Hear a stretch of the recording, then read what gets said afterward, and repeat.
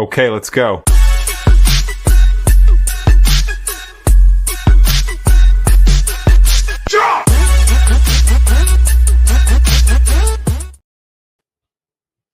Hey, you guys. Hi. Happy Tuesday. Happy Let's Talk Tuesday. I'm excited for us to get together. Hi, Carrie from Montana. I did a one-on-one coaching with Chase Giacomo, who is from Montana. We talked a little Montana geography, and man, it's such a beautiful place. I know I will go and visit sometime soon. But hi, Carrie. And hi, Charles. How are you? Good to see you. Hi, Ivy from Charlotte. Good to see you, Ivy. Robin, California. So I'm taking a little road trip to Northern California to see some friends. So I'm excited for that. Adam, hi. Um, you know, okay, so the one-on-one coaching, first of all, thank you for those of you who are signing up. I have done a few so far already, and oh my gosh, it just makes my heart so happy to be able to work with you guys individually and to talk specifics about your goals or go over your specific reel and headshots, be able to talk details that are pertinent and helpful to you individually. So thank you for those of you who are signing up. And I cannot wait to spend that time with you guys and to get to know you better and hopefully be helpful to you. It's those that I've been coaching with so far are thanking me, but honestly, it is such a joy to get to know you. I have such great respect for all of you guys who are taking this journey and walking this path, and you work so hard and putting so much of your heart and soul into it. So thank you for letting me be a part of that journey as well. And again, I sincerely hope that the time together will be incredibly helpful and beneficial to you on an individual basis. Obviously, what we do here on Tuesday nights is our great family, and I'm so happy to do that and answer questions. But to be able to, be more specific to each actor individually just kind of takes it to another level. And I'm so happy to be able to do that with you guys. So thank you for that opportunity. I look forward to all of you who I get to see in the weeks ahead. Let's see. Brad Roberts. Hi, Athens, Alabama. Hi, Brad. Hi, Monty. So good to see you. Happy Tuesday. And Anne Keeney. Hi, Anne. So great to see you. It was good to spend time with you. Oh, I'm so glad it was helpful to you, Anne. I really enjoyed our time together. Anne was one of, I think she might have been my very first coaching. So I'm glad it was helpful to you. Hi, Emily. Oh, thanks. The hair is, yeah, it's different, but I'm getting used to it and having fun. It's fun. So thank you for the encouragement. Hi, Rhonda from Brea. I'll be in Brea over the weekend. As I said, visiting a friend. I'm going to be making the trip to visit my dear friend, John Kirby, who is an acting coach and just a really talented, gifted teacher and actor himself. But going to go visit him. He's been dealing with some health issues and was diagnosed with ALS, and which is Lou Gehrig's disease. So I'm getting to go see him, and I can't wait to do that. But as a result, I'll be in Orange County and then in Santa Monica area, and where my office was in Culver City. So let's see. Rhonda, I'm excited that we'll get to coach together. That's great. Oh, Chase, thank you. Your encouragement is really kind.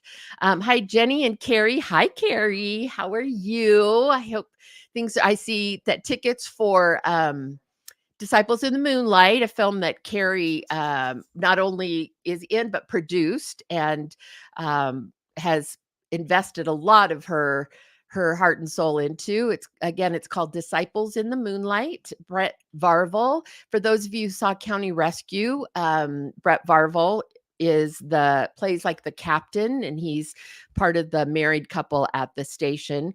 And Brett has done a lot of other great films as well. Running the Bases is another one of his good films. So anyway, he wrote and directed and is starring in a movie called Disciples in the Moonlight, which will come out in July. And so tickets are on sale now through Fathom Events. So if you're interested in more information about that, you could probably go to Carrie Fabian's. You see Carrie listed in the comments. You could go to Carrie's Facebook page or Instagram, and I'm guessing she has a link to be able to get tickets. Or Carrie, if you want to post the website or info on where they can get tickets, feel free to in the comments. So Rhonda, I appreciate that. Yeah, I'm happy to see him, and I hope that I'm just praying for a really good, encouraging time together. And yeah, Adam, you're in it as well, which is great. So yeah, that's great. Um, Diego, July 17th. So Adam answered the question. Opens July 17th. Emily also as well. July 17th is the opening date for that. So okay, cool. Well, let's see. Oh, Carolyn, that is awesome. That's really awesome of you to do that. That's very, very sweet. That's great. So I haven't seen Disciples, but it's interesting because years ago, they've had a couple of sort of false starts, meaning they ramped up and thought everything was good to go and then lost financing. And then another instance where they were, ready to go and then got hit with a setback. And so earlier I had read the script at that time, and it's very compelling and it's very thought provoking and challenging. So I'm excited to see it. I'm really excited to see it. So when it comes out.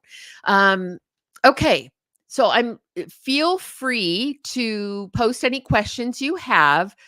Okay, Carrie listed, you can go to fathomevents.com to get tickets, and it'll have all the information for you. And right, Adam, COVID hit. There are a lot of setbacks for him. So I'm glad that it's actually happening now and is coming out and found its home. So that's great. Carrie, for a monologue showcase, do you prefer comedy over drama? Any tips on what makes a good monologue? Thank you. Oh, you're welcome. So, I always say for a monologue showcase, it's really about the material best that you best connect to.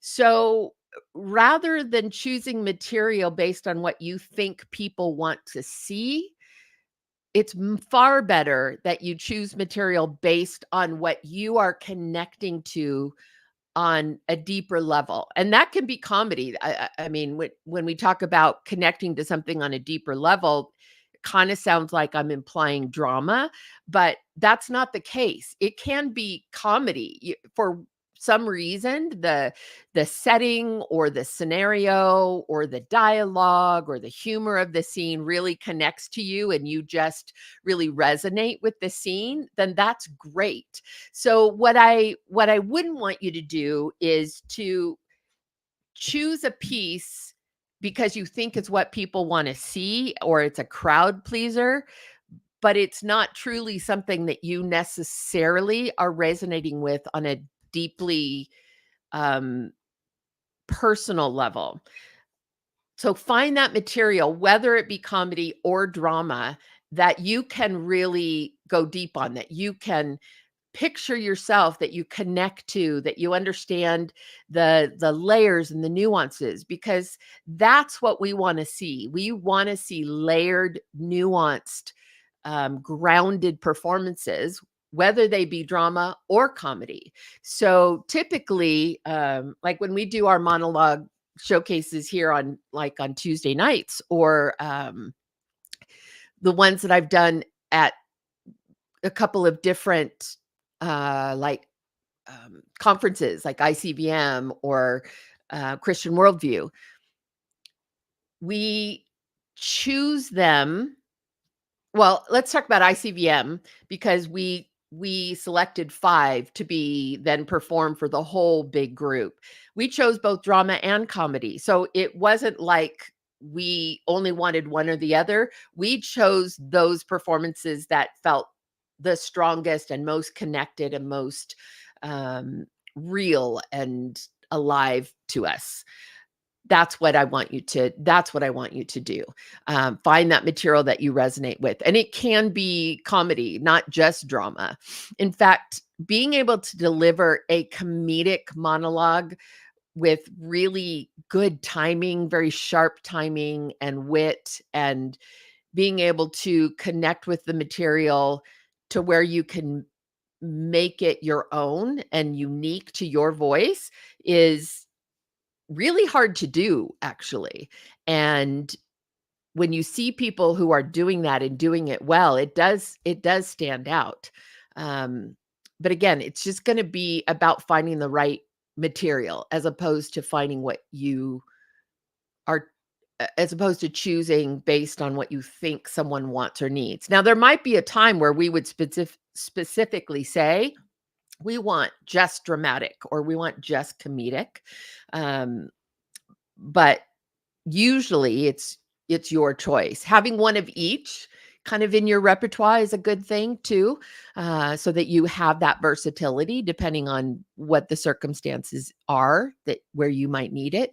But just make sure it's material you connect with. That's the most important thing. Let's see. Charles, besides coaching, could you look at an actor's reel and resume and headshot and give advice feedback? I'm about to go to LA and have a professional actors reel done. It's directed and produced comedic and dramatic reel. Um, Honestly, Charles, that's what I'm doing. Most of the coaching sessions so far have been looking at the reels, talking about what clips are working and not working, in my opinion. Um, Looking at maybe the order of things and creating the right flow, talking about length. Um, excuse me. But because we're doing it in that coaching environment, I'm able to be very specific to you and your clips and your material as opposed to sort of making, obviously on Tuesday, the most I can do is to be broad in my sort of general tips. um, but yeah, I've gone over resumes, I've gone over headshots, talked very specifically about headshots, resumes. And what's great about it is we can talk specific to your credits, your skills, what your resume looks like, how to make the most of it. So that's been a lot of it so far. And I foresee that that will be a big piece of it because I think it can be really helpful to get another set of eyes on your materials. So yes, Charles, absolutely. For sure. Emily, Justin Sterner has great comedic timing. Watch him for reference.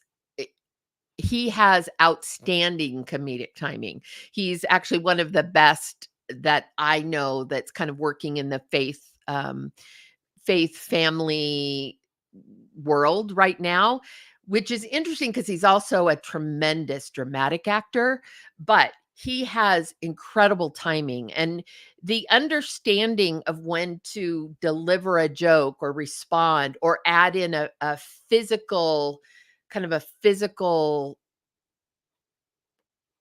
addition to just the line, a look, a double take, any kind of gesture like that.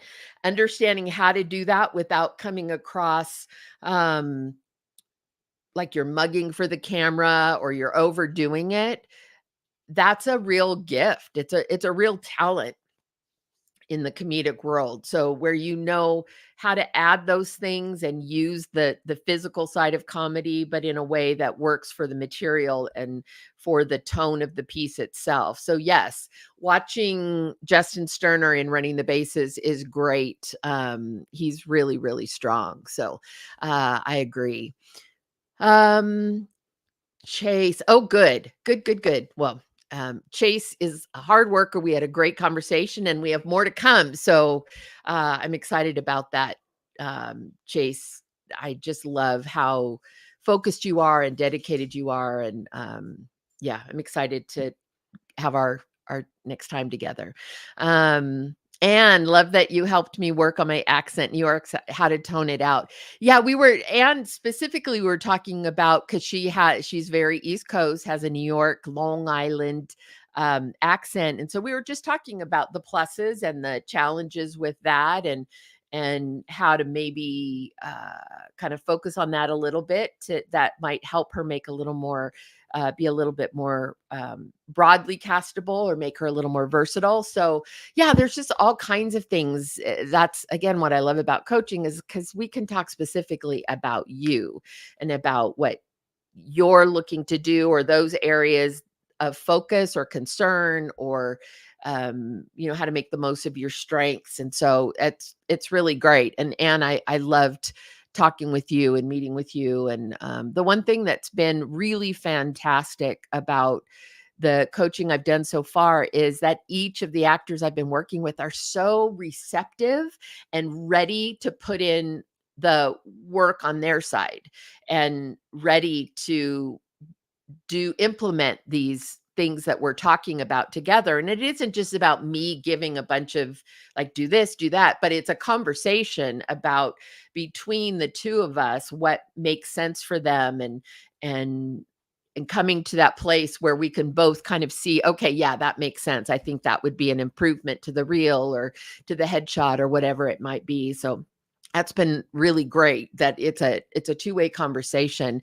But they've all just been so ready, like, great. And they're ready to get to work and implement what we've talked about. And that I have great respect for you guys. And I just love that. I just love actors who are taking things seriously and are ready to get to work and go to work. And yeah, it's just exciting. I love you guys. You guys are really, and I know you're not all actors, but most of you are actors. But yeah, I just love you guys. I have mad respect for you.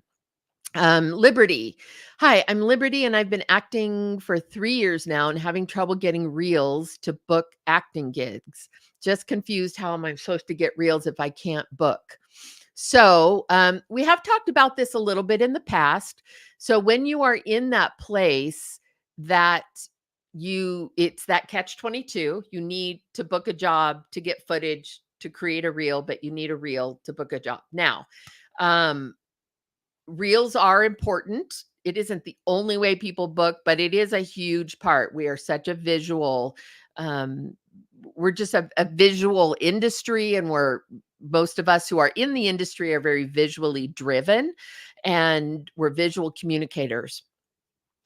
The plus and minus of the technology sort of growth that came out of COVID is, the minus can be that those things like a reel are far more the norm than they used to be, when it was such that digital content creation was more difficult and costly, and took a lot more in order to create a reel. There was less of an expectation for actors to have that as a standard piece. But now, with digital content creation being so readily available, and with so much more material being produced, really the expectation is having a reel. You got to have a reel. Most reps are going to want some sort of a reel. So until you get the bookings, the best thing I can tell you is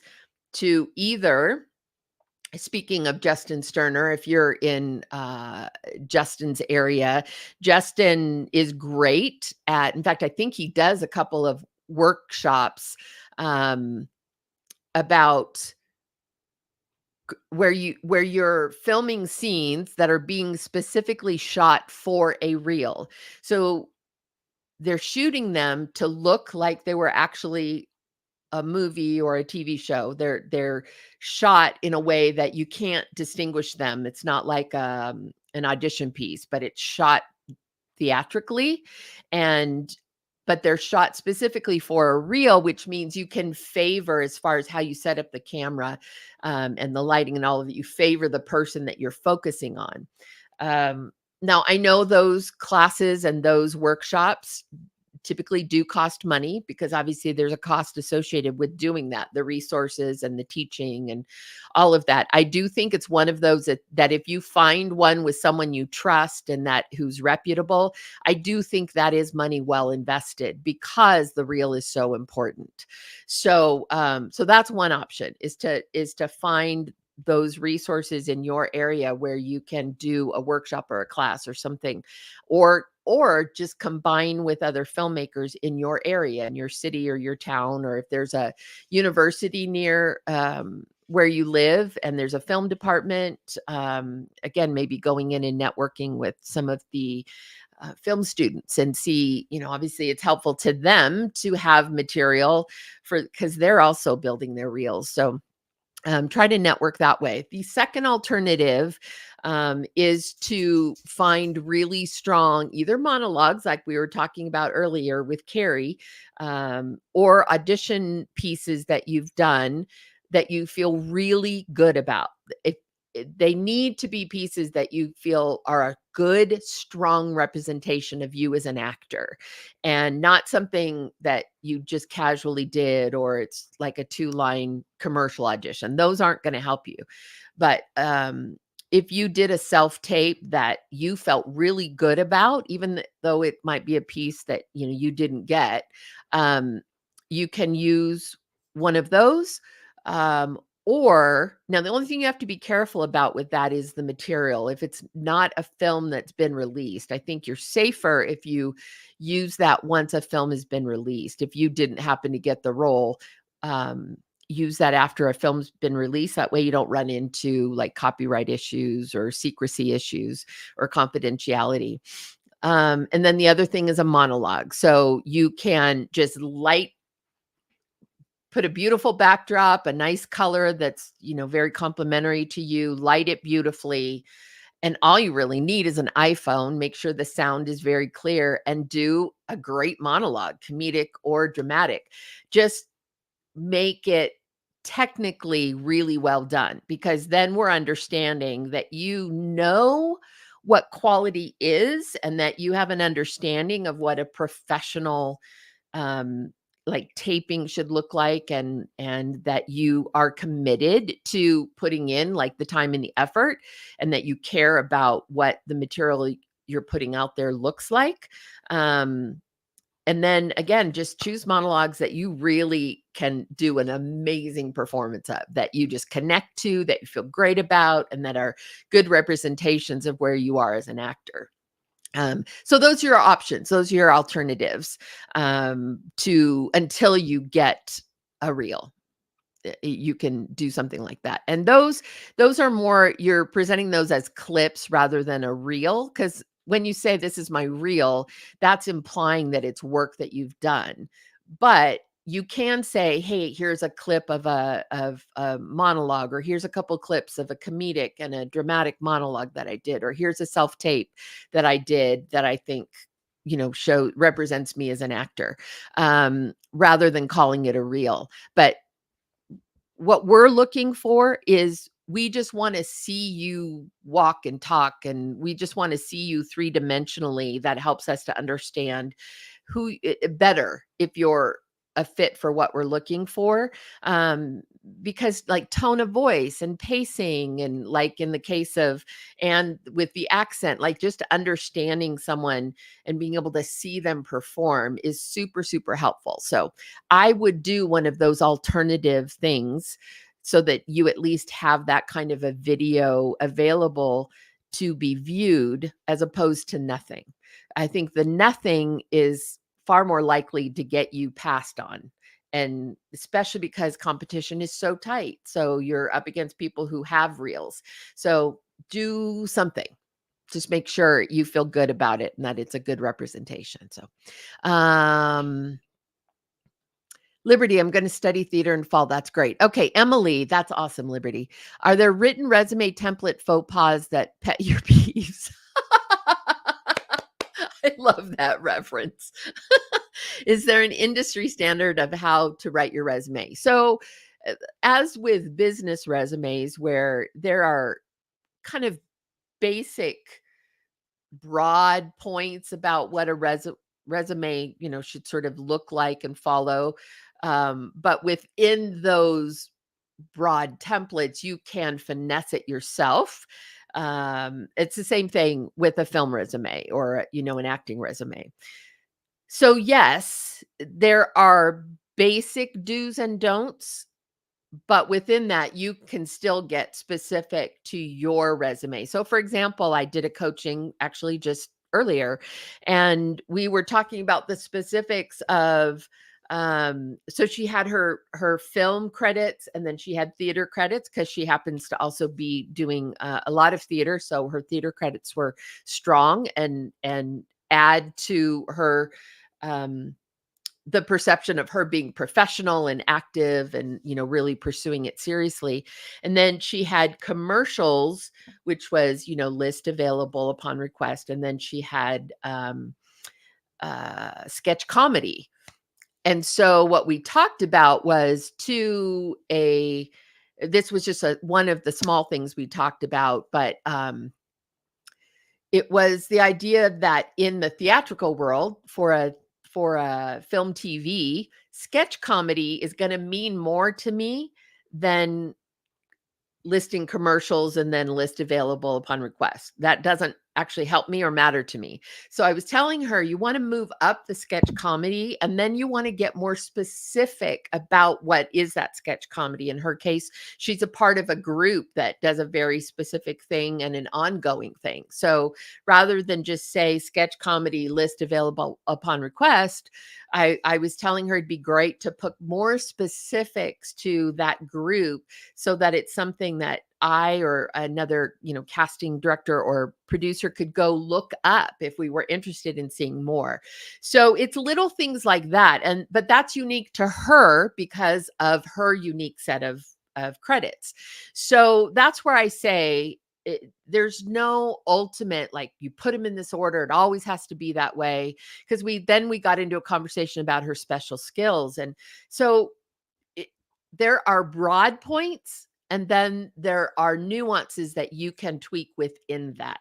Now, you can Google and search all kinds of resumes, and you'll start to see a trend of those things that are most prominent. So, I do think that Googling that and doing some research on your own can be very helpful, because what I think will happen is you'll see sort of the trends and the norms and a few of the variations, and then you may be able to figure out what's going to be best for you. But you definitely will see the overall sort of broad templates for what works. So rather than going and finding one template that says this is a film TV resume template and then just saying, okay, well, that must be the template. I would tell you to go a little deeper and search more, look for multiple examples and multiple templates, and then figure out which one makes the most sense for you or what sort of combination of those templates that you're finding it seems to be the best for you. And then once you've done that, you can maybe run it by an agent or a fellow actor or something like that to get some more specific comments. So um, let's see. Let's see, Amy, Bella and I went to a sold out Lauren Daigle concert. She's so good. I haven't seen her live yet, but she's so good. This past Saturday night, we were so excited to see the trailer for Unsung Hero on this huge screen right before she went on stage, and the crowd went wild. Oh, pretty cool experience. That's awesome. That's awesome. I was just listening to a song today, um, and it was a newer song for me, and I didn't know who it was. So I looked it up, and of course, it was her. Her lyrics are so meaningful and so honest. I find I really connect with them. So that's wonderful. I'm excited about Unsung Hero. Um, Bella was like, it's Miss Beverly's name. Oh, I love that. Well, someday, Bella, I'm going to see your name and go, oh, it's Bella's name, and I know her. Okay, Darren. In a coaching session, want to know if you offer counsel or recommendations to an actor on what geographic markets they may be best suited for based off of what you see in the materials, experience. Absolutely. Absolutely. That is another conversation. In fact, I've had a kind of a maybe a shorter version of that conversation with one of the actors. And I kind of put that under the goals. So if your goals as an actor are to talk about, okay, if the next level will involve making a move or going to one of the other markets to see if that kind of gets you to that next place. Yes, definitely. That's a conversation to be had. And I've worked in I've worked in the major and then the mini major and then the sort of sub markets, meaning I've worked all over the US. And so I may be able to give you insights and an understanding of what each of those markets might be like for you. And maybe give you, like you said, my thoughts on based on where you are in your career, what could be the next logical move for you. Absolutely. It's a very valid conversation to have for sure. Let's see. Emily, I'm good. That was helpful. I'm good. I meant I'm glad that was helpful. Rhonda, I've been submitting myself for projects on casting networks. I do get some response, but I'm wondering if they prefer submissions from agents better. Do have representation, but they don't always have time to submit due to other projects they are working on. Okay, well, first of all, that's a problem then, because your agent's job is to submit you. So you should not be second fiddle to other things they're working on. I don't know who your agent is, but if you feel like they are not submitting you and they're not giving you the time and attention, it's one thing if they're submitting you and it's just you're just not getting responses, then that's a different thing to figure out. But if you have an agent and their job is to submit you and they're not because they're busy doing other things, that doesn't work. And so I think you should look at or maybe have a conversation with your agent, and just talk to them about how you've been feeling about that, because you are correct. As much as I'd love to tell you, and I always try to be my best, do my best to be honest and real with you guys. And the reality is, a submission from an agent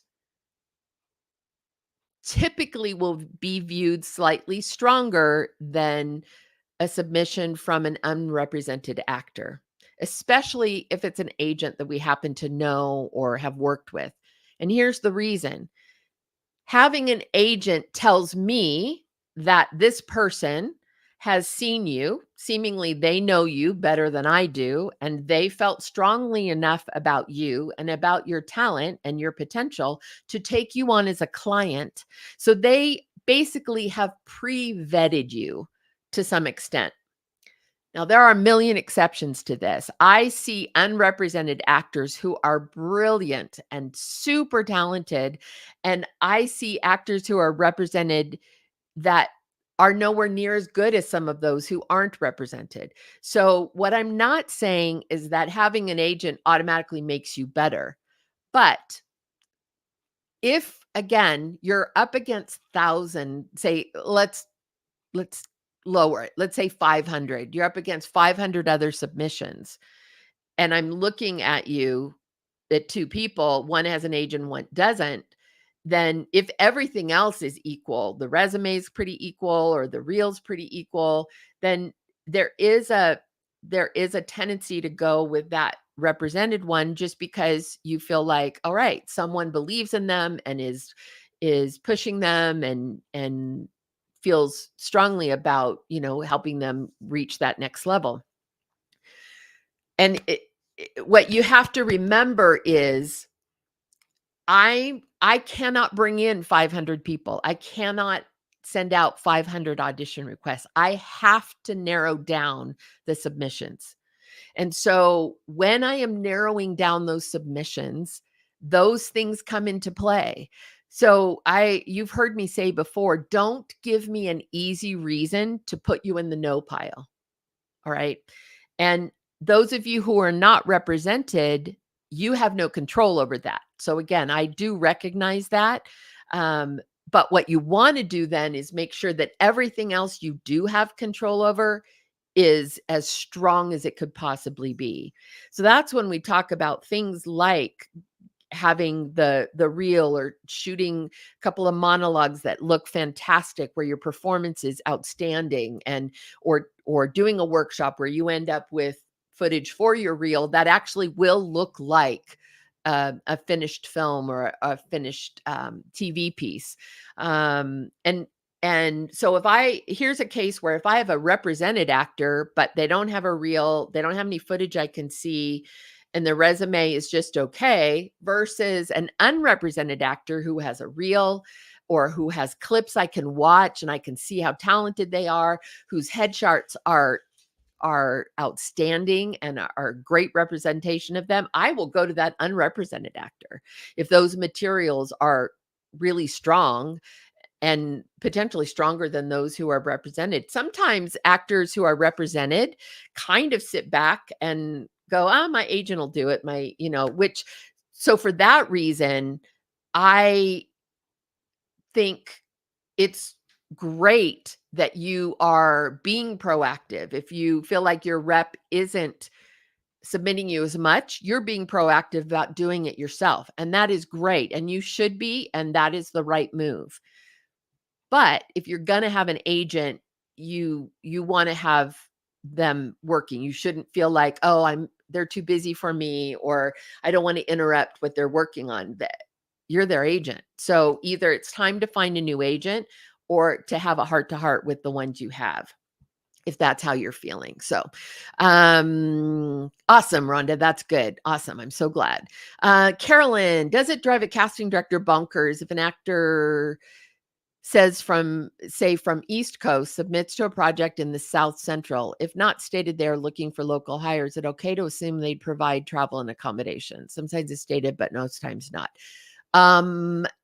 It does drive me bonkers.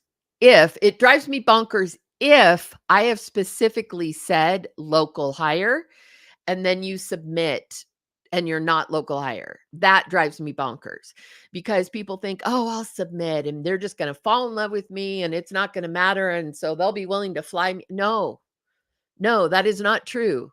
If we say local hire only, it's because we do not have the money in the budget to travel and house you. Okay.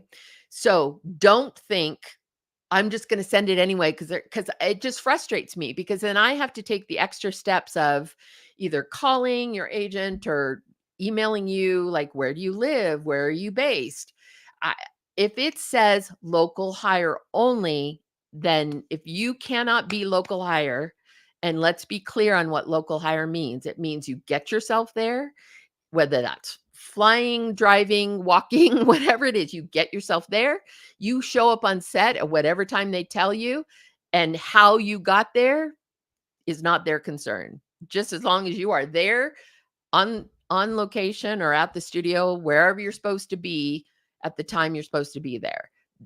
They don't care how you got there, and they're not going to participate in getting you there. All right. Local hire is you get yourself there, you show up on set at the call time, and they're not concerned with that. They don't fly you there or travel you, and they don't house you, and you don't get per diem.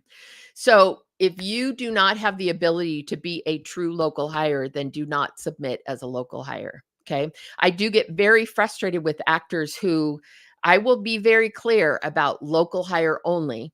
And then I will, in the audition requests, I will, in the self-tape instructions, I will say, tell me, please confirm that you're local hire and let me know where you're based or where your kind of home base is. And then in their slate, they'll say, well, I'm not really local hire, but I could find a place to stay if you could travel me. Like, no, that's not what local hire means. So don't waste my time. And it was a waste, don't waste your own time. Now, if it says local hire preferred, because I have put out breakdowns that say local hire preferred, that should tell you that most likely it will go to a local hire, because the money is tight and that there probably isn't money budgeted for that role to be traveled in. But if there were an extreme circumstance where the person was literally just so good that we couldn't not cast them, then we might consider changing that and traveling someone in.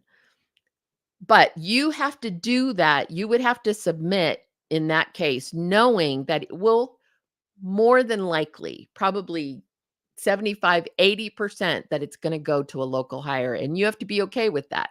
So, you're investing the time in doing the tape and doing the audition and sending in it, all of that, with the understanding that it's probably going to go local hire. But if we use the word preferred, that leaves you a little bit of room that it might be possible that for the right person in an incredible circumstance, meaning they're just so amazing, that we might find room and switch some things around to make it possible to travel someone. So, um, so yes, that's a good question. And understanding local hire and what that means and being true to that is very, very important. If we don't list that it's local hire is required, then submit away. I have done breakdowns where I forgot to list local hire, and so people submit from all over the country. That's on me. Then it's up to me to vet everyone and email, or ask the questions or go through tapes of people who aren't local. That would be me. But if we don't list it, then that means either we messed up and that's on us, or it means that there is a possibility, or that right now there is money to travel that role. What you want to remember is that that is an always changing scenario. Okay. So we start out thinking, okay, we'll travel in these 5 roles and the rest are going to be local hire, or we'll provide, travel and housing, all of that for, um, I don't know, you pick the ones that seem the most logical. But then you find someone amazing who's local for one of the roles you were originally going to travel in, right? So that opens up then that possibility for another role.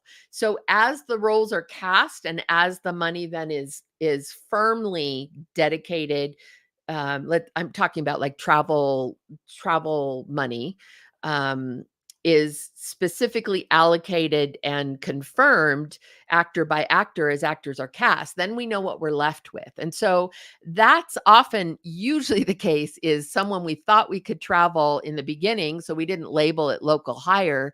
We get down the road on casting and we've run out of travel money. There is no more. So it could be a role that originally thought we might be open to someone from throughout the country. It turns out we have to go local hire. So that isn't, understand that the original breakdown may or may not have listed, local hire, or maybe it didn't list anything. And so you submitted and then you later find out that it became local hire required.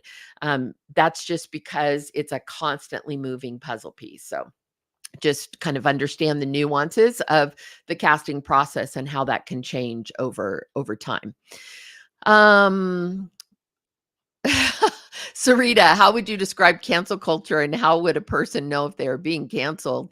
That is a big old question that we'll have to talk about another day, and maybe something that will be a good topic to talk about, to dedicate a whole Tuesday night to, just because that is a large conversation. So I don't want to ignore the question, but I'll let Diego make a note that that's maybe something we can have a group conversation with some other actors about, and just talk about sort of that topic, and yeah, and just sort of the quote unquote Hollywood way and the Hollywood expectation versus maybe some of us who are more faith driven, and what that means. So maybe Lee Allen Baker will be someone we can talk to about that. Let's see. Chase, does who the agent is play an impact on who gets auditions from submissions from the agent pool? It can. And let me tell you when.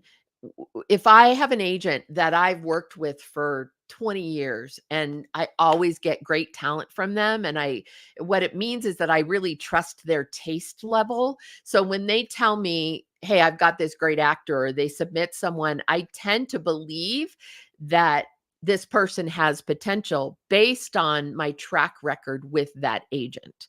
So, and then of course, there are agencies that are a little bit stronger as far as their perception in the business. So that can make a difference, just because I know how picky and selective they are with their clients. And so again, that goes to kind of, if they feel like this, if they, meaning this agency that has really good taste and is known for having great talent, are representing this actor and they are putting them forward and believe in them, then that actually is a very strong endorsement. So it can make a difference. Now, I don't want you to feel less than if you don't have one of those agents, because some of those agents are not that I'm have worked with for 20 years or 30 years, aren't necessarily from the biggest agencies. They're just agents that I've had the pleasure of working with, that I've had a really good relationship with. They're honest, ethical people, and that they have good taste in the talent they represent. So, if I have plenty of time in the casting process, then that doesn't play as big an issue, because I really, in my mind, I really am thinking when I'm looking at submissions that I want to be able to give actors, unrepresented actors or less experienced actors, a shot if I can. It really comes into play when I don't have a lot of time, when I'm on a project that is a really short turnaround and I have to narrow down.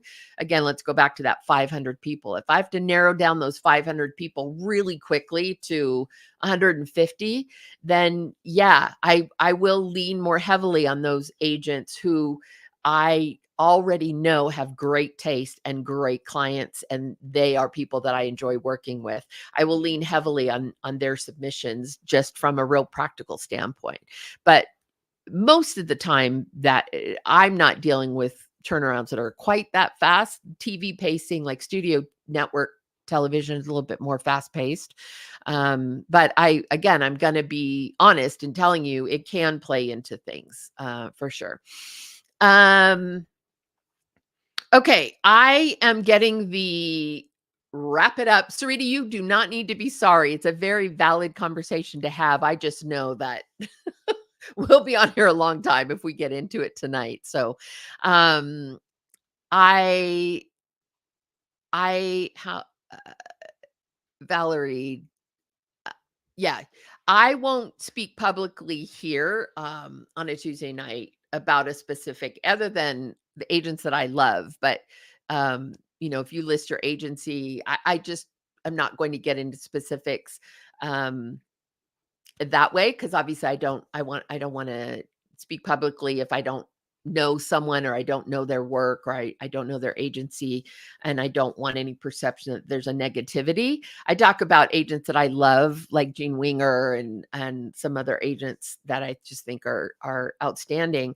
But you could probably look, um, by you could probably, like IMDb, what's the client list? What are their actors working pretty consistently? Are they getting a lot of bookings? And that probably means they have strong relationships. So, that's probably pretty good. But I would, yeah, here I won't be able to answer that question, because I just don't want to sort of get into that. So, okay, I'm being told wrap it up because I talk too much. But you guys are awesome. Just love hanging with you. Okay, so I will see you next week. I will actually be on the road next week. Well, I won't literally like be in my car, but I will not be here. You won't see the blue mooded, um, tchotchke shelves behind me. Um, and I may be in the corner of some room with bad lighting, but that's okay. We'll still enjoy our time together. Yeah, and Diego listed the information about booking the one-on-ones, And if I can, I'll be looking at my schedule right now. I have a couple projects that are keeping me busy as well. But in those weeks, if I have those weeks where I could add some dates to what we already have on the calendar, I'll certainly let you know if something opens up, before those time frames. But for now, just know that even if you're booking in September, I will be so excited and wait with bated breath for the opportunity to get to hang with you individually. So, okay. I love you guys. I wish you just a wonderful rest of your week, and um, do a little down the rabbit hole search on IMDb that is interesting to you, and who is in what film, and who are the actors you like, and who are they repped by, and then look at that agency, and then who do they rep, and what pieces are they doing. Look at the producers you love, or I said this last week, watch a BTS behind the scenes piece of on some film or TV show or something that you love or someone you admire. It can really just kind of get you going and spur you on. I learned something yay. I'm so glad, Carolyn. I'm really, really glad. Okay. So I will see you next. Oh, that was probably really loud on the mic. I'm sorry I did that. I will see you next Tuesday. Love you guys. I keep doing what you do. I'm just have mad respect for you and for your drive and your wanting to kind of take things to the next level for yourself. So I appreciate you. Love you. Have a great week. Bye. Okay, let's go.